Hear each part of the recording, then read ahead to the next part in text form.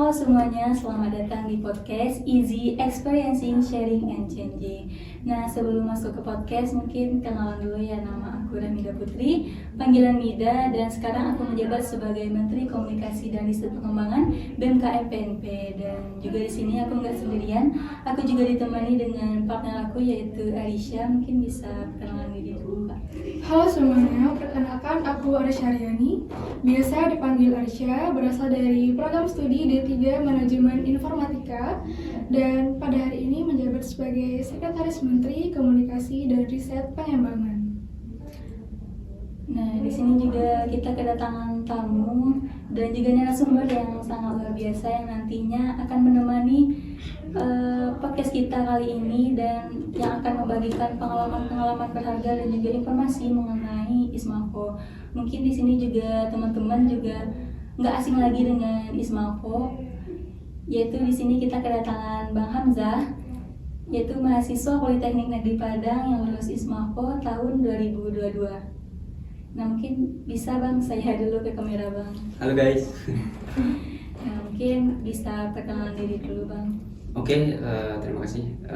Perkenalkan teman-teman, nama saya Hamzah Nur Hadi, bisa dipanggil Hamzah. Saya dari D4 Teknologi Rekayasa Perangkat Lunak.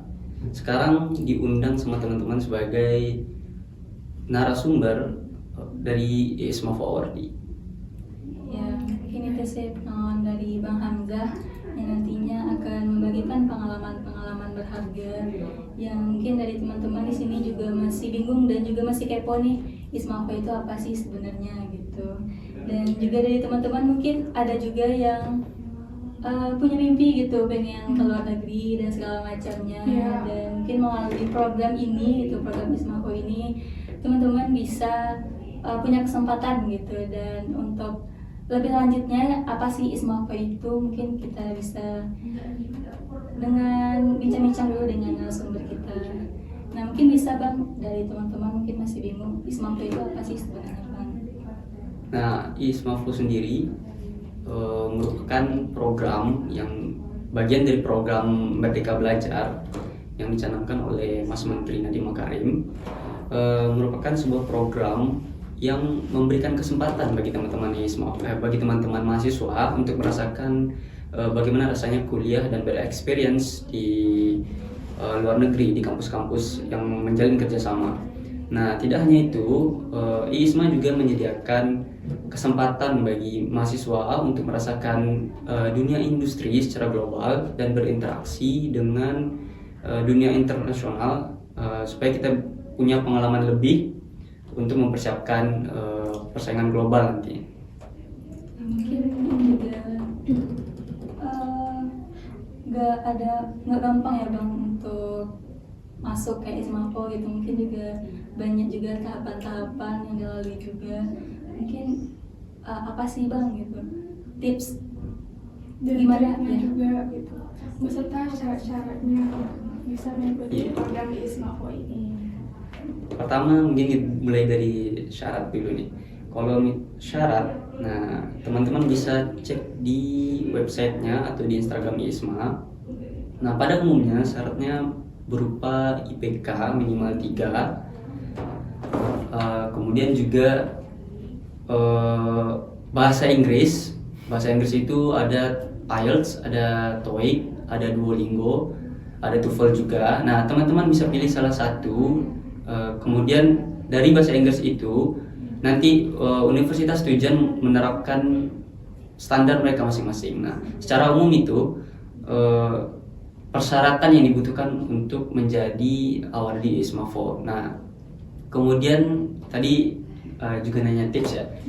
Nah, mungkin kita lanjut ke tips nih. Nah, untuk teman-teman mungkin yang perlu digarisbawahi, paling penting itu tipsnya pasti ya bahasa Inggris gitu kan.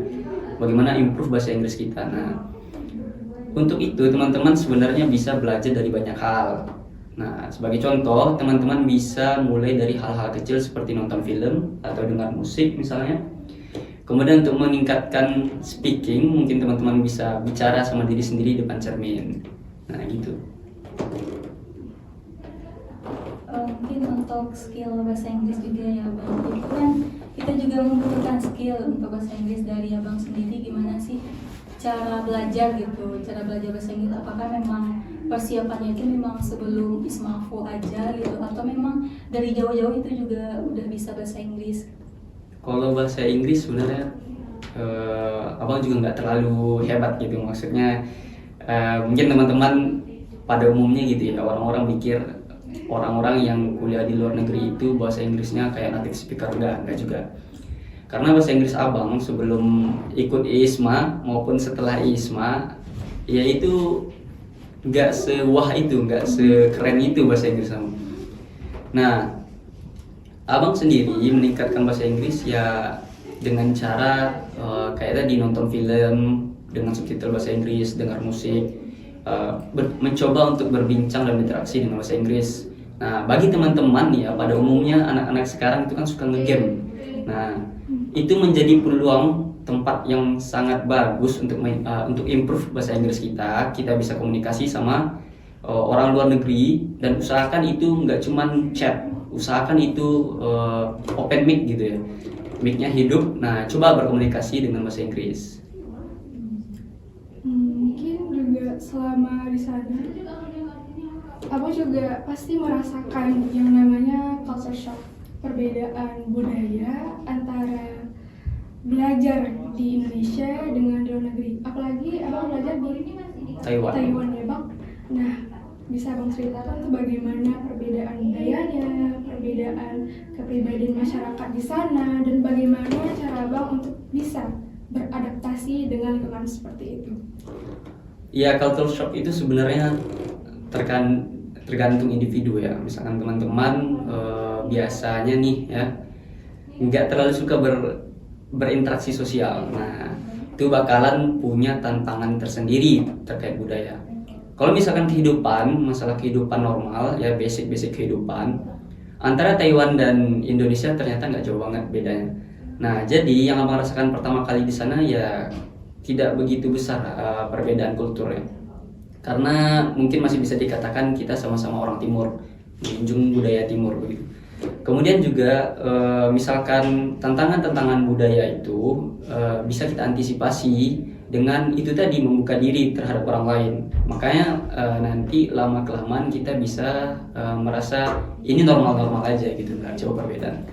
Kemudian juga mungkin kalau di Taiwan itu ya ada yang budaya yang benar-benar terasa adalah di bidang makanan, apalagi kita orang Minang gitu ya, kita orang Padang, orang Sumbar.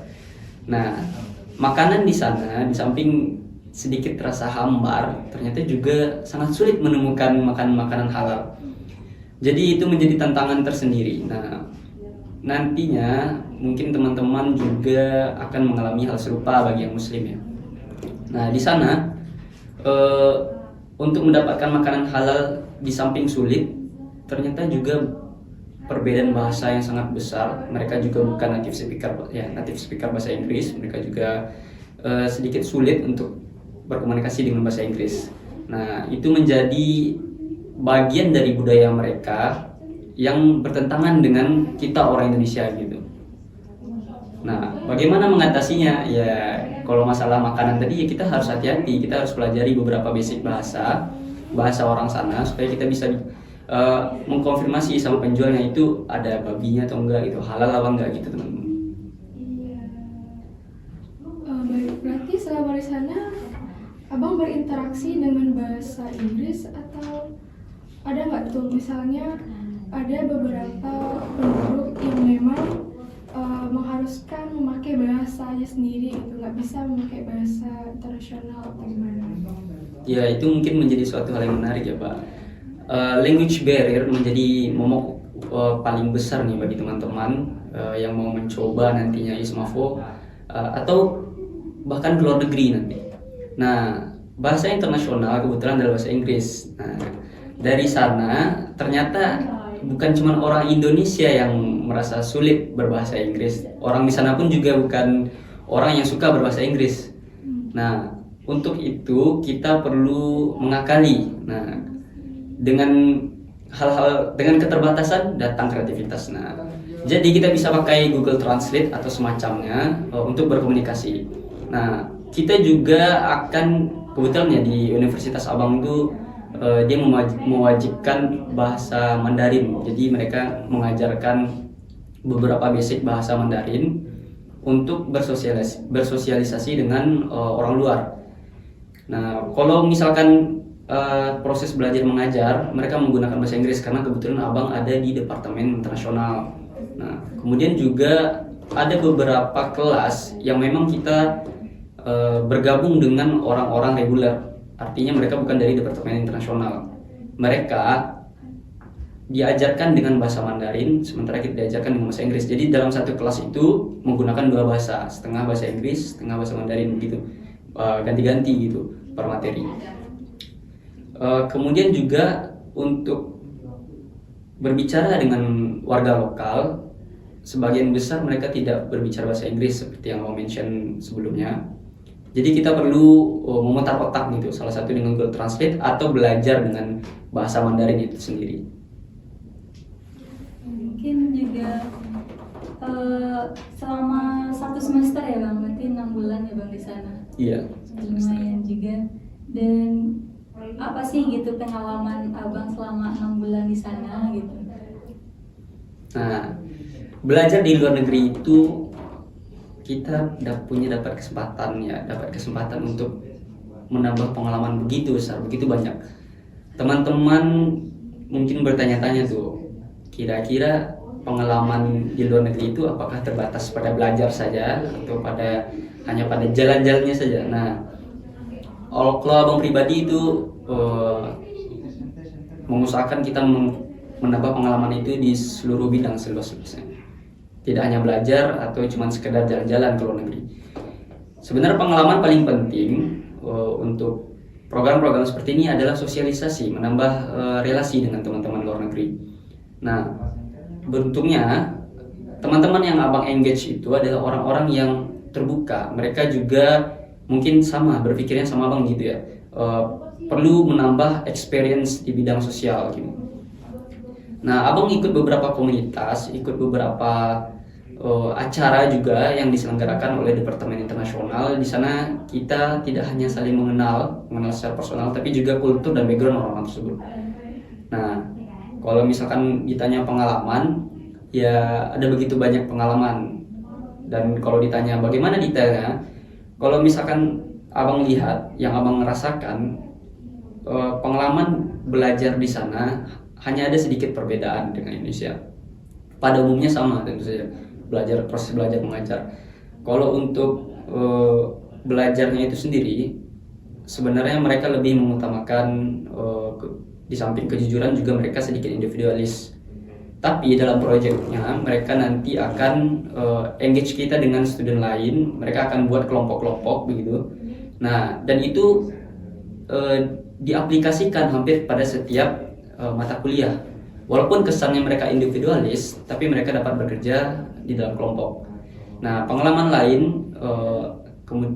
adalah kalau kita udah di luar negeri itu cobalah ya sesuatu hal yang tidak ada di negara kita sendiri. Nah, itu menjadi pengalaman yang bagus nantinya untuk membuka bagaimana pikiran kita terhadap dunia global.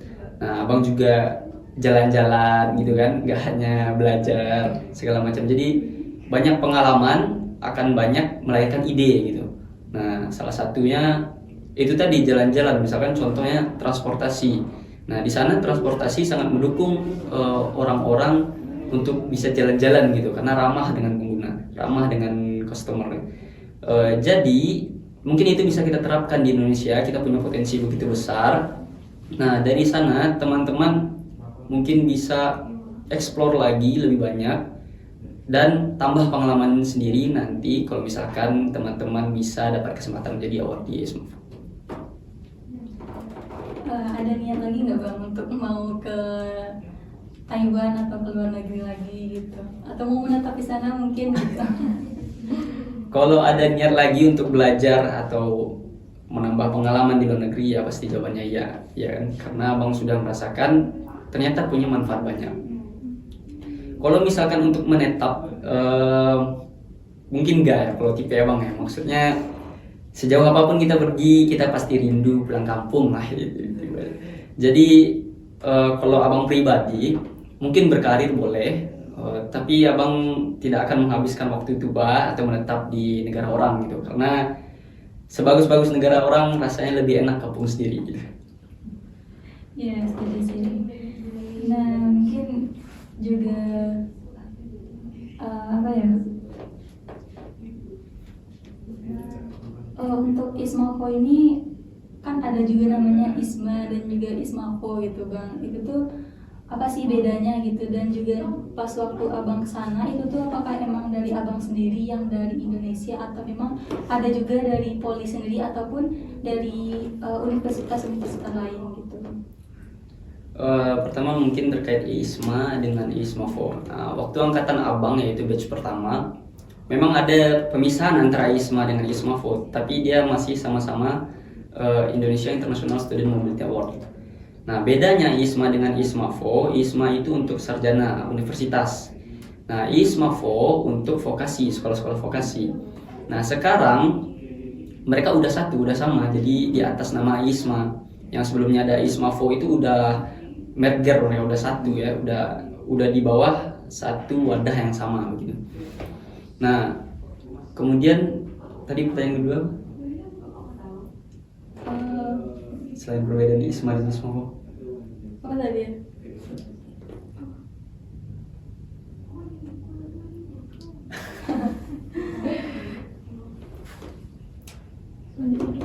Mungkin lanjut aja dulu ya Bang. oke. Oke.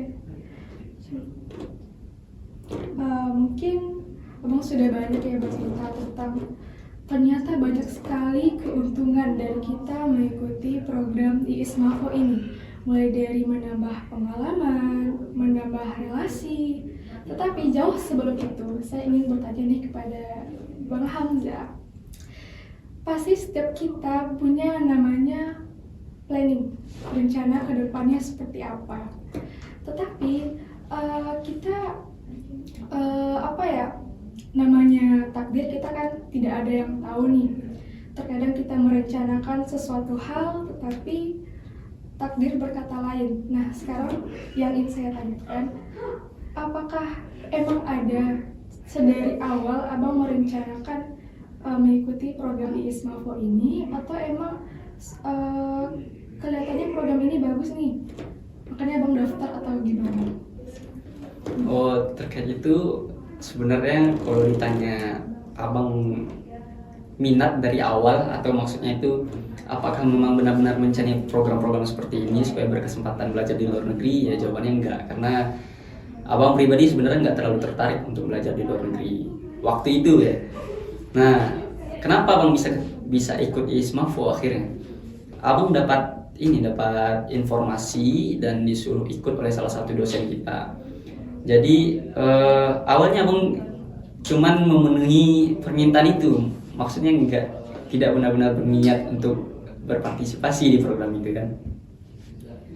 Tapi setelah dipikir-pikir, karena ada beberapa proses yang panjang, jadi rasanya mungkin ini bukan sekedar coba-coba lagi.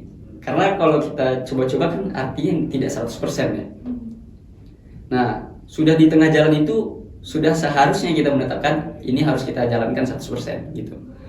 Jadi itu sebenarnya motivasi abang kenapa akhirnya mengikuti secara penuh program ini, serius terhadap program ini. Karena dari awal mulai itu kita sudah buang-buang tenaga segala macam, kan sayang kita nggak ikutnya 100% gitu kan. Nah, sebenarnya nggak ada perencanaan abang ikut program semacam ini agar bisa belajar di luar negeri, itu nggak ada rencana gitu. Karena sudah ikut, sudah dapat tawaran yang sebelumnya hanya ingin mengiyakan saja karena ajakan dosen itu, akhirnya abang benar-benar serius gitu. Mungkin juga apa sih gitu, selama mungkin perjalanan juga panjang ya Bang gitu, nggak sebentar juga, sebelum berangkat juga mengikuti juga beberapa tes segala macam. Mungkin apa sih gitu kendala abang selama mengikuti ISMAFO, dan juga mungkin dari banyak teman-teman gitu yang mau ikut ISMAFO ini tapi kayak masih ragu gitu, masih belum yakin kepada diri sendiri. Nah untuk abang sendiri gitu yang dari awal nggak ada niat dulu gitu, belum ada niat untuk mengikuti, tapi ada ajakan dari orang lain gitu, gimana sih gitu cara abang meyakinkan diri abang untuk yakin nih mau ikut ini gitu, soalnya kan masih banyak nih teman-teman yang masih ragu gitu, belum yakin sama kemampuan diri sendiri gitu. Jadi kendala sebenarnya terletak pada diri kita sendiri ya. Kunci ikut kita bisa bersaing, kita bisa mendapatkan suatu hal yang kita inginkan itu sebenarnya kemauan, seberapa besar kemauan kita. Nah ini tidak hanya terjadi pada teman-teman, tapi juga terjadi pada diri abang sendiri. Kemauan itu menjadi sebuah kunci tadi. Dari sekedar cuman ikut-ikutan, akhirnya mau menseriuskan ini program ini, mau ikut dan bersaing, berkompetisi dengan orang-orang lain dari se-Indonesia ya, dari universitas lain. Nah, mungkin teman-teman juga berpikir demikian ya. Ini sulit pasti, ini hanya bisa diikuti oleh orang-orang yang bisa mungkin kita katakan adalah orang-orang hebat gitu kan, dengan standar tertentu. Nah, teman-teman sebenarnya dapat ikut serta di ISMAFO tanpa memenuhi persyaratan yang teman-teman pikirkan. Nah, maksudnya adalah teman-teman mungkin berpikir orang-orang yang sukses ikut ISMA ini adalah orang-orang yang perfect. Nah, enggak juga. Teman-teman bisa ikut mungkin bahasa Inggrisnya masih standar atau tidak begitu banyak sertifikat yang dapat misalkan. Itu tidak masalah selama bahasa Inggris dan syarat-syarat tadi terpenuhi, administrasi terpenuhi, teman-teman bisa ikut berkompetisi. Nah, yang namanya kompetisi itu nanti pada akhirnya menguji kemampuan kita. Seperti membuat esai atau wawancara. Nah, kuncinya adalah teman-teman memahami diri teman-teman sendiri. Nah, kalau tahu triknya, kalau tahu tipsnya bagaimana, teman-teman dapat bersaing dengan orang-orang yang teman-teman nilai adalah orang-orang yang perfect, mahasiswa luar biasa begitu. Karena pada faktanya, di lapangan itu sebagian dari awardee ISMA sendiri merupakan orang-orang yang bisa dikatakan kelas menengah gitu. Kalau mungkin kita letakkan standar prestasi ya. Nah, mereka prestasinya ya biasa-biasa saja. Dan bahasa Inggris segala macam itu IPK-nya nggak terlalu sempurna, bahasa Inggrisnya tidak terlalu tinggi, tapi dapat bersaing dan menjadi awardee. Nah, bagusnya artinya apa? Setiap mahasiswa dapat berpartisipasi dan bersaing pada program ini. Nah, jadi teman-teman kalau misalkan rasanya bahasa Inggrisnya mungkin KKM saja, ikut saja. IPK-nya lebih dari 3 sudah cukup. Bahasa Inggris lebih dari 600-an kalau nggak salah, tergantung universitas tujuan nanti. Kalau sudah lewat dari standar itu, ikut saja, bersaing saja. Nah, teman-teman nanti bisa improve kualitas diri, maksudnya menampilkan kalau saya ini pantas itu melalui esai dan interview. Kuncinya, tipsnya adalah memahami diri sendiri. Nah, kalau masalah diri sendiri ya tergantung pribadi masing-masing kan gitu. Artinya apa? Mereka punya tempat bersaing yang sama rata. Ya, karena ini terkait diri sendiri, tidak perlu mengetahui bagi orang lain segala macam, itu kan punya standar ilmu tertentu.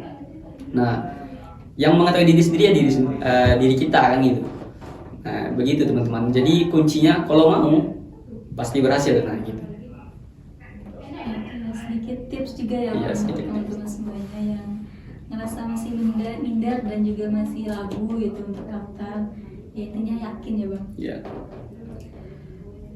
Ya mungkin selama juga sudah jauh juga perjalanan abang gitu selama kuliah gitu, dan juga selain ISMAFO juga ikut juga program-program yang lain ya Bang, seperti apa MSIB ya Bang. MSIB, iya.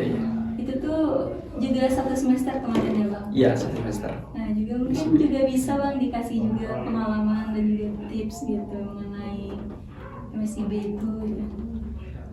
Setelah abang ikut ISMA di semester 5, semester 6 abang juga ikut program Merdeka Belajar, yaitu MSIB, magang studi independen ya, magang bersertifikat dan studi independen. Jadi ini sama-sama program dari Merdeka Belajar. Nah, pada Merdeka Belajar ini kita punya jatah masing-masing mahasiswa itu 2 semester untuk ikut di dalam program ini. Nah, MSIB abang pilih itu studi independen karena abang mau ngambil sertifikasi ya gitu ya.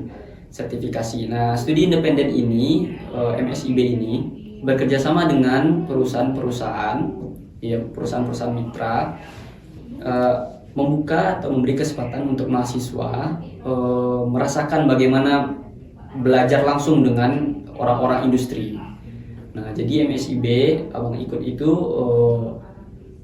ada beberapa persyaratan juga tergantung mitranya nanti, dan itu 1 semester juga. Ada konversi nilai juga dan kita bisa dapat sertifikat. Luar biasa ya Bang. Nah, setelah udah banyak juga nih pengalaman, apa sih gitu langkah abang selanjutnya ke depannya gitu? Langkah abang selanjutnya ya pasti menyelesaikan kuliah dulu kan. Sekarang abang semester 6 dan semester 7 abang mau cari tempat magang dulu. Semester 8 nanti tugas akhir segala macam ya kan. Untuk jangka panjang mungkin nggak terlalu ya, maksudnya abang tidak terlalu membuat plan gitu, tidak terlalu membuat rencana kemana ngapain segala macam. Abang untuk sekarang hanya fokus pada magang nantinya dan tugas akhir. Nah, jadi kalau rencana kedepannya ya hanya itu, nggak terlalu jauh. Wah, keren banget ya Bang Hamzah ini. Bisa menentukan plannya setiap semester pasti ada gitu kan. Mungkin balik lagi dari waktu abang di Taiwan, mungkin keuntungannya banyak relasi, banyak pengalaman. Pasti dibalik kelebihan pasti ada kekurangan juga kan. Mungkin apa sih yang membuat abang risih di sana, atau sesuatu hal yang mungkin tidak abang sukai dari sana gitu, yang membuat abang menjadi kayak masa malas dan feel-nya itu menjadi kurang di sana gitu. Ya, yang pertama ya tentu tadi ya masalah budaya. Nah, perbedaan budaya itu menjadi poin penting karena kita hidup di sana gitu kan. Nah, beberapa masalah yang buat abang risih itu sebenarnya lebih ke bukan masalah sosial gitu, maksudnya yang terkait dengan diri kita sendiri. Contohnya mungkin mohon maaf ya, toilet di sana tuh nggak ada airnya gitu kan.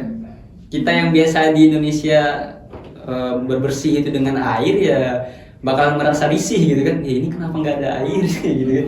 Dan kadang juga itu buat kita nggak nyaman karena itu bagian dari hidup kita kan, buang kotoran segala macam itu. Kemudian juga masalah makan. Nah, masalah makan karena abang muslim ya, mungkin kalau teman-teman non Islam ya bukan masalah besar bagi mereka. Kalau di sana itu kebanyakan haram gitu, maksudnya ada aja gitu ya, babinya kah apanya gitu kan, yang menghambat kita susah untuk pilih makan dan susah untuk menemukan tempat untuk makan. Nah, ada juga tuh pengalaman kita udah minta gitu kan, kalau ini nggak boleh ada babinya. Nah, akhirnya makanan itu datang, ternyata toppingnya kayak sosis, kayak potongan-potongan kecil gitu ya. Itu ternyata tetap saja mengandung babi gitu. Jadi kita udah pesan itu, kita nggak bisa makan lagi gitu, padahal dia udah datang gitu kan. Nah, itu sih yang buat risih. Kan udah banyak nih pengalaman gitu, juga banyak nih abang juga mengikuti program-program gitu yang ada gitu. Dan untuk kesibukan abang di kampus gitu, itu gimana sih bang gitu? Apakah cuman memang fokus gitu ke akademik dan juga fokus ke mengikuti program-program, atau memang ada gitu mengikuti kegiatan lain yang ada di dalam kampus? Kalau misalkan kegiatan kampus, karena kebetulan abang angkatan COVID, itu 1 tahun pertama abang online. Jadi semester 1, semester 2 itu abang ambil online. Kemudian semester 3 dan 4 abang kuliah di kampus. Nah, abang nggak cuman merhatiin akademik, karena pada umumnya ya teman-teman pasti berpikiran sama. untuk mendapatkan soft skill itu kita nggak bisa cuma baca buku. Nah, jadi abang ikut Forsipol, Forum Studi Islam ya Politeknik, dan abang sebagai anggota multimedia. Walaupun di dalam organisasi itu abang tidak terjun langsung, maksudnya abang biasanya berada di balik layar ya, abang buat banner, buat video apa, tapi tetap ada poin-poin organisasinya, poin-poin kerjasama dengan orang lain. Nah, dari sana tentu saja abang dapat experience baru, improve soft skill abang. Nah, kemudian semester 5 abang ikut ISMA, abang nggak begitu aktif lagi Forsipol, karena abang fokus pada program itu kan. Kemudian semester 6 abang ikut MSIB, jadi bisa dikatakan abang kuliah itu di PNP ini ya masih 1 tahun, semester 3 sama 4 saja gitu.